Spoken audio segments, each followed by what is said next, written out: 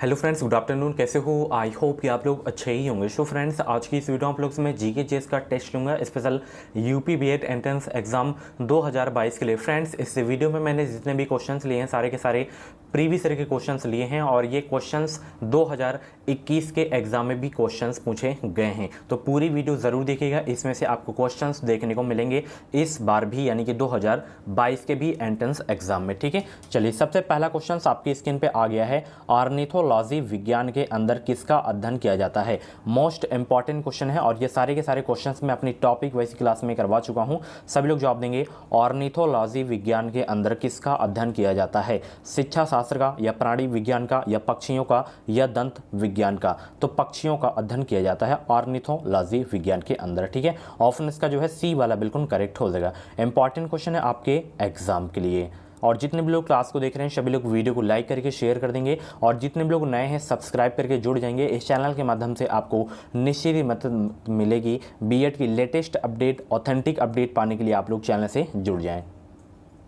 अगला प्रश्न यहाँ पे देख सकते हैं। ये प्रश्न 2021 के एंट्रेंस के एग्जाम में पूछा गया था पिछली बार। ठीक है, मायोपिया क्या होता है? मायोपिया क्या होता है? दूर दृष्टिकोण, या निकट दृष्टिकोण, या कानों का दोष, या एक प्रकार का स्वर है? तो देखिए, मायोपिया एक निकट दृष्टिकोण है, यानी कि आंखों से संबंधित एक यह रोग है। तो ऑप्शन इसका बी वाला बिल्कुल करेक्ट हो जाएगा। इंपॉर्टेंट क्वेश्चन है आपके एग्जाम के लिए। ठीक है, चलिए इंडिया हाउस स्थित है कहाँ पे? इंडिया हाउस स्थित है कहाँ पे? इंडिया हाउस स्थित है कहाँ पे? प्रीवियस ईयर के क्वेश्चन ज़रूर से ज़रूर आपको देखने को मिलेंगे। तो जितनी भी जो है प्रीवियस ईयर की पेपर्स की वीडियोस हैं उन वीडियोस को आप लोग ज़रूर देखिएगा, रिवीजन कर लीजिएगा। इंडिया हाउस स्थित है कहाँ पे? तो इंडिया हाउस जो स्थित है वो है लंदन में। ऑप्शन इसका ए वाला बिल्कुल करेक्ट हो जाएगा। ठीक है, चलिए अगले प्रश्न को चलते हैं। जापान की संसद का नाम क्या है? आप लोग जो इम्पॉर्टेंट कंट्रीज़ हैं उनके जो है पार्लियामेंट के नाम आप लोग याद रखिएगा। जापान की संसद का नाम, जैसे भारत की संसद का नाम संसद ही है, पाकिस्तान की नेशनल असेंबली, तो जापान की संसद का नाम क्या है? डाइट है। क्या है? डाइट है। ऑप्शन इसका जो है सी वाला बिल्कुल करेक्ट हो जाएगा। कांग्रेस किस देश की संसद का नाम है? आप लोग जवाब दीजिए। कांग्रेस। चलिए, और ये सारे के सारे क्वेश्चंस मैं करवा चुका हूँ अपनी टॉपिक वाइज क्लास में। भारत में पहली रेलगाड़ी किस गवर्नर जनरल के कार्यकाल में हुई थी? ये प्रश्न तो आपसे गलत होना ही नहीं चाहिए। सबसे पहले ट्रेन चली थी 1853 में। ठीक है, मुंबई से थाने के बीच में। ठीक है, टोटल 34 किलोमीटर ट्रेन चली थी। उस ट्रेन का नाम क्या था?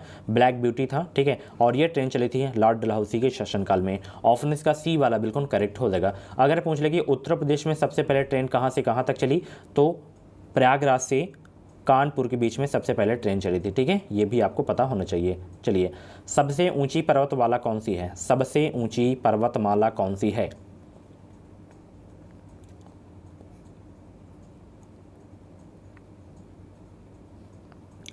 तो सबसे ऊंची पर्वतमाला कौन सी है? माउंट एवरेस्ट है। कहाँ पे है? नेपाल में। ठीक है, इसे और किस नाम से जाना जाता है ये आपको बताना है। इसे और किस नाम से जाना जाता है ये आपको बताना है, और इसकी ऊंचाई कितनी है ये आपको बताना है, कितने मीटर। ठीक है, चलिए, किस मुगल बादशाह ने हिंदुओं पर लगने वाले जजिया कर का जो है को समाप्त किया था? किस मुगल बादशाह ने? सब लोग 7 का जवाब देने का प्रयास करेंगे। किस मुगल बादशाह ने हिंदुओं पर लगने वाले जजिया कर को समाप्त किया था?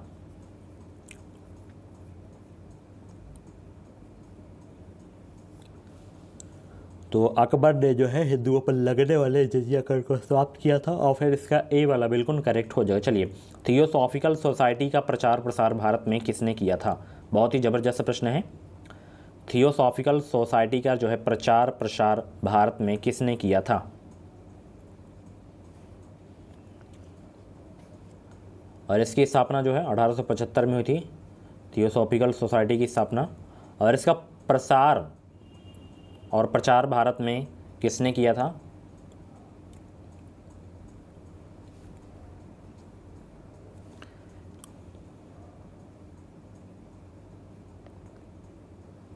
Annie Besant. ठीक है, ऑप्शन इसका जो है बी वाला बिल्कुल करेक्ट हो जाएगा। चलिए, भारतीय लघु उद्योग विकास बैंक यानी कि सिडबी का मुख्यालय कहाँ है? सिडबी का मुख्यालय बताइए कहाँ पे है?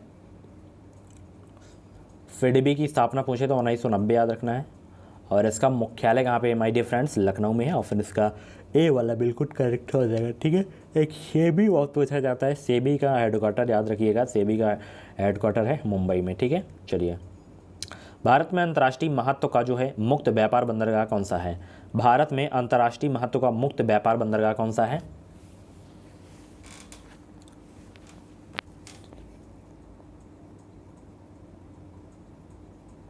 तो वो है कांडला बंदरगाह। ऑप्शन इसका जो है सी वाला बिल्कुल करेक्ट हो जाएगा। चलिए, दूध की शुद्धता की माप किस यंत्र द्वारा मापी जाती है? पिछली बार के एग्जाम में ये क्वेश्चन पूछा गया है, सभी लोग जवाब देंगे इस क्वेश्चन का। राइट आंसर क्या हो जाएगा? नॉर्मल क्वेश्चन है बट बहुत ही इंपॉर्टेंट क्वेश्चन है, कई बार ये एग्जाम में प्रश्न पूछा जा चुका है।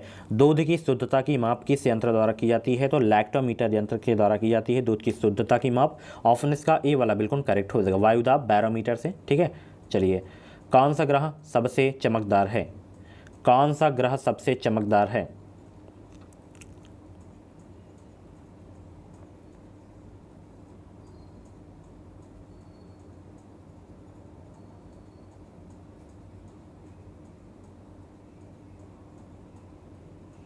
और भूगोल की अगर आप लोग मेरी टॉपिक वाइज की क्लास नहीं देखें, यानी कि मैराथन वाली क्लास नहीं देखें, तो उस क्लास को ज़रूर देखिएगा, अभी 3 दिन पहले हुई है। तो सबसे ग्रह चमकदार कौन सा है? शुक्र है। ऑप्शन इसका जो है बी वाला बिल्कुल करेक्ट हो जाएगा। ठीक है, चलिए, राज्यसभा का सभापतित्व कौन करता है? राज्यसभा का सभापतित्व कौन करता है? जवाब दीजिए सब लोग। राज्यसभा का सभापतित्व कौन करता है? तो उपराष्ट्रपति करता है। ऑप्शन इसका जो है सी वाला बिल्कुल करेक्ट हो जाएगा। ठीक है, चलिए, भारत के विभाजन के लिए 3 जून 1947 की योजना को कहते हैं क्या? भारत के विभाजन के लिए 3 जून 1947 की योजना को कहते हैं क्या?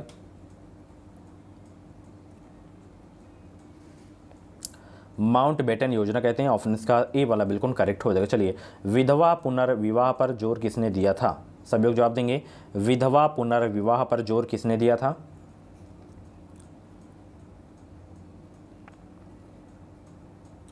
तो विधवा पुनर्विवाह पर जोर जो दिए थे ईश्वरचंद विद्यासागर दिए थे। ऑप्शन इसका जो है ए वाला बिल्कुल करेक्ट हो जाएगा। चलिए, व्यक्तिगत स्वतंत्रता के लिए किस शब्द का प्रयोग किया जा सकता है? सब लोग जवाब देंगे। व्यक्तिगत स्वतंत्रता के लिए किस शब्द का प्रयोग किया जा सकता है?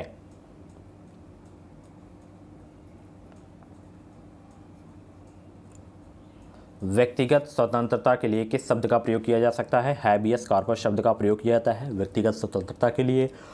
ऑप्शन इसका जो है बी वाला बिल्कुल करेक्ट हो जाएगा। चलिए, कैल्शियम किसकी वृद्धि में सहायक होती है? बहुत ही नॉर्मल सा क्वेश्चन है। कैल्शियम जो है किसकी वृद्धि में सहायक होती है?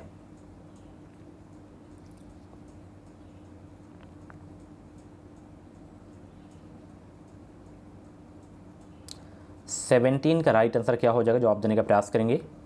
तो कैल्शियम किसकी वृद्धि में सहायक होती है? हड्डी यानी कि अस्थियां। ऑप्शन इसका बी वाला बिल्कुल करेक्ट हो जाएगा। अरब सागर में जो है गिरने वाली नदी कौन सी है? अरब सागर में गिरने वाली नदी कौन सी है?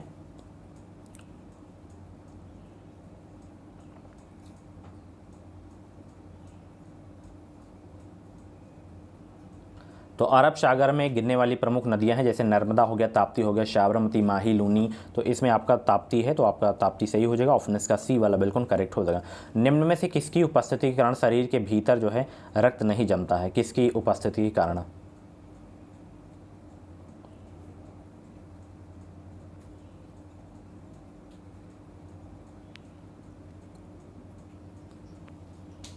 हेपेरिन के कारण नहीं जमता है। ठीक है, और ब्लड का जो कलर होता है वो किसके कारण होता है? लाल, हीमोग्लोबिन के कारण। ठीक है, चलिए, मोहम्मद बिन तुगलक की मृत्यु के बाद दिल्ली का सुल्तान कौन बना? मोहम्मद बिन तुगलक की मृत्यु के बाद दिल्ली का सुल्तान कौन बना था? ब्लड का पीएच मान पूछे तो 7.4 आपको याद रखना है। ठीक है, मोहम्मद बिन तुगलक की मृत्यु के बाद दिल्ली का सुल्तान कौन बना?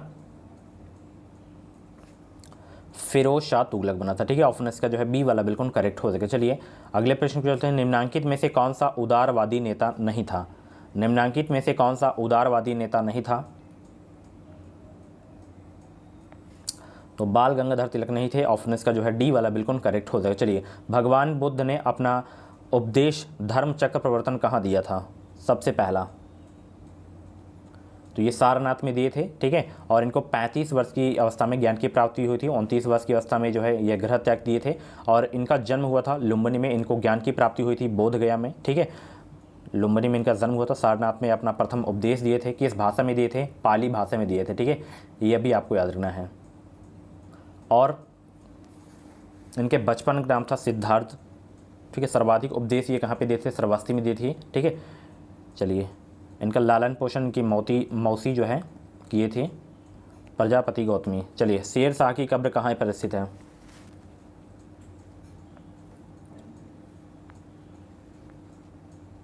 शेर शाह की कब्र कहाँ स्थित है भाई? सासाराम में है। ऑप्शन इसका जो है डी वाला बिल्कुल करेक्ट हो जाएगा, ठीक है। चलिए, वैदिक युग में ग्राम समूहों को क्या नाम दिया गया था? वैदिक युग में जो है ग्राम समूहों को क्या नाम दिया गया था? वेस नाम दिया गया था। क्या नाम दिया गया था? वेस नाम दिया गया था, ठीक है।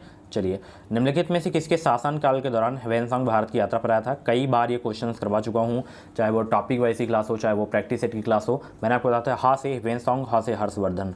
ह्वेनसांग हर्षवर्धन के शासनकाल में भारत आया था, ठीक है। चीनी यात्री था, ठीक है। एक पूछा जाता है फाहान। फाहान किसके शासनकाल में आया था? चंद्रगुप्त द्वितीय के शासनकाल में भारत आया था, वो भी चीनी यात्री था, ठीक है। चलिए, 1905 ईस्वी में गोपाल कृष्ण गोखले द्वारा स्थापित प्रसिद्ध समाजसेवी संस्था का नाम क्या था? और गोपाल कृष्ण गोखले महात्मा गांधी के जो है राजनीतिक गुरु भी हैं, ये भी आपको याद होना चाहिए। 1905 ईस्वी में गोपाल कृष्ण गोखले द्वारा स्थापित प्रसिद्ध समाजसेवी संस्था का नाम क्या था? सर्वेंट्स ऑफ इंडिया सोसाइटी था, ठीक है। उस संस्था का नाम डी वाला करेक्ट हो जाएगा। चलिए, कांग्रेस की प्रथम महिला अध्यक्ष कौन थी? जबरदस्त प्रश्न है आपके एग्जाम के लिए। कांग्रेस की प्रथम महिला अध्यक्ष कौन थी?